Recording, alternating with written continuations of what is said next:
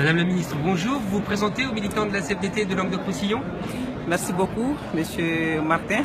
Je suis Madame Maïga Sina Damba, ancienne ministre de la promotion de la femme, de l'enfant et de la famille du Mali, vice-présidente du réseau des femmes africaines ministres et parlementaires, antenne du Mali. Très bien. Alors, nous nous sommes rencontrés hier à la conférence avec Ségolène Royal. En quoi les femmes africaines sont particulièrement touchées par les problèmes climatiques aujourd'hui?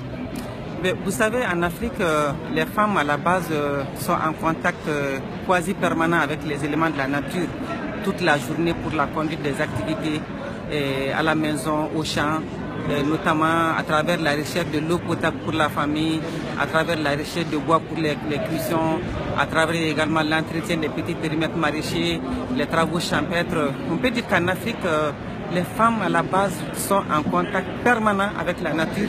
Donc du fait qu'il y a ces changements climatiques, la rareté de l'eau, la rareté du bois, la rareté des pluies, les inondations aussi quand il y a les pluies, et les migrations, donc tout ça affecte quotidiennement les femmes africaines.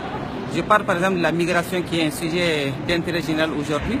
Et vous savez, en Afrique en général, pendant la saison sèche, les hommes émigrent vers d'autres zones, que ce soit dans leur pays ou en tout cas que ce soit vers d'autres horizons, les hommes émigrent et ce sont les femmes, les enfants et les personnes âgées qui restent au village. Et ce sont les femmes, les bras valides en ce moment qui s'occupent donc de toutes ces populations et c'est vraiment difficile pour elles aujourd'hui. D'accord, donc ça veut dire à la fois il faut que nous trouvions des moyens d'adaptation au changement climatique, mais aussi que nous travaillons à l'émergence de l'égalité entre les femmes et les hommes, j'imagine. Bien sûr.